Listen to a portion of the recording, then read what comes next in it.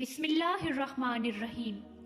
آج ان چار عورتوں کی معلومات اپنے دوستوں سے شیئر کرتے ہیں جن کا تذکرہ اللہ تعالیٰ نے قرآن پاک کی سورہ تحریم کی 3 آیات 10 تا 12 میں کیا ہے۔ واحلہ یہ حضرت نوح علیہ السلام کی بیوی تھی، اس کو ایک نبی برحق کی زوجیت کا شرف حاصل ہوا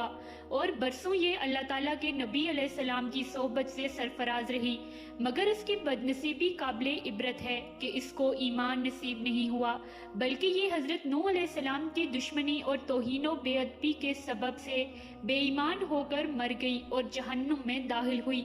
یہ ہمیشہ اپنی قوم میں جھوٹا پروپیگنڈا کرتی رہتی تھی کہ حضرت نوح علیہ السلام مجنوں اور پاگل ہیں، لہٰذا ان کی کوئی بات نہ مانو۔ حضرت نوح علیہ السلام کی بیوی کے بارے میں کہا جاتا ہے کہ وہ اپنی قوم کے جباروں کو ایمان لانے والوں کی خبریں پہنچایا کرتی تھی، جس سے اس کی قوم کے افراد ایمان لانے والوں پر ظلم کرتے تھے۔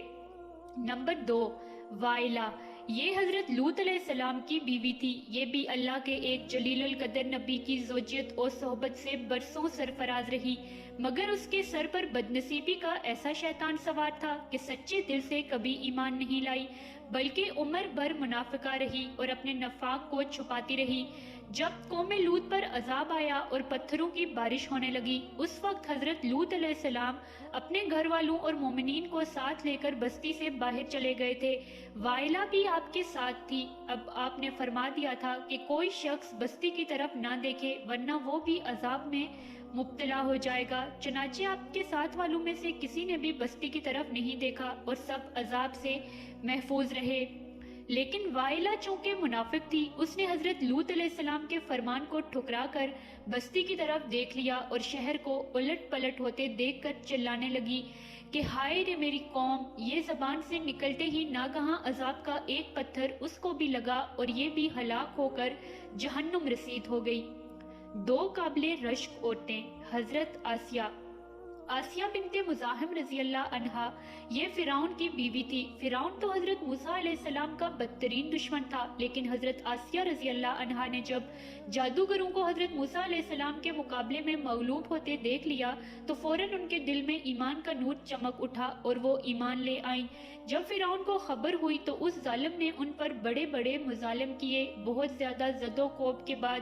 چومخا کر دیا، یعنی 4 کھونٹیاں گاڑ کر حضرت آسیہ رضی اللہ عنہا کے چاروں ہاتھوں پیروں میں لوہے کی میخیں ٹھونک کر چاروں کھونٹوں میں اس طرح جکڑ دیا کہ وہ ہل بھی نہیں سکتی تھی، اور بھاری پتھر سینے پر رکھ کر دھوپ کی تپش میں ڈال دیا اور دانہ پانی بند کر دیا۔ لیکن ان مصائب و شدائد کے باوجود وہ اپنے ایمان پر قائم و دائم رہی اور فرعون کے کفر سے خدائے عز و جل کی پناہ اور جنت کی دعائیں مانگتی رہی، اور اسی حالت میں ان کا خاتمہ بالخیر ہو گیا اور وہ جنت میں داخل ہو گئی۔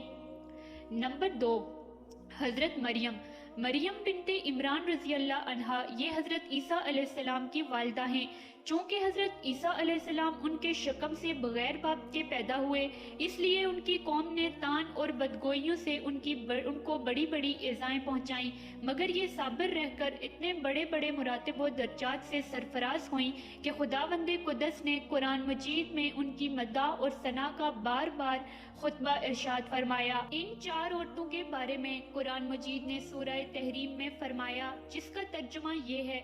اللہ تعالیٰ کافروں کی مثال دیتا ہے جیسے حضرت نوح علیہ السلام کی عورت واحلہ اور حضرت لوط علیہ السلام کی عورت وائلہ، یہ دونوں ہمارے 2 مقرب بندوں کے نکاح میں تھی، پھر ان دونوں نے ان دونوں سے دغا کیا تو وہ دونوں پیغمبران ان دونوں عورتوں کے کچھ کام نہ آئے، اور ان دونوں عورتوں کے بارے میں خدا کا یہ فرمان ہو گیا کہ تم دونوں جہنمی عورتوں کے ساتھ جہنم میں داخل ہو جاؤ۔ اور اللہ تعالیٰ مسلمانوں کی مثال بیان فرماتا ہے۔ فرعون کی بیوی آسیہ جب انہوں نے عرض کی کہ اے میرے رب، میرے لیے اپنے پاس جنت میں گھر بنا اور مجھے فرعون اور اس کے کام سے نجات دے اور مجھے ظالم لوگوں سے نجات بخش، اور عمران کی بیٹی مریم جس نے اپنی پارسائی کی حفاظت کی، تو ہم نے اس میں اپنی طرف کی روح پھونکی اور اس نے اپنے رب کی باتوں اور اس کی کتابوں کی تصدیق کی اور فرمانبرداروں میں سے ہوئی۔ درس ہدایت۔ واہلہ اور وائلہ دونوں نبی کی بیویاں ہو کر کفر و نفاق میں گرفتار ہو کر جہنم رسید ہوئیں، اور فرعون جیسے کافر کی بیوی حضرت آسیہ ایمان کامل کی دولت پا کر جنت میں داخل ہوئیں، اور حضرت آسیہ حق ظاہر ہو جانے کے بعد اس طرح ایمان لائیں کہ فرعون کے سب آرام و راحت کو ٹھکرا دیا، اور بے پناہ تکلیفوں اور ایذاؤں کے باوجود اپنے ایمان پر قائم رہیں۔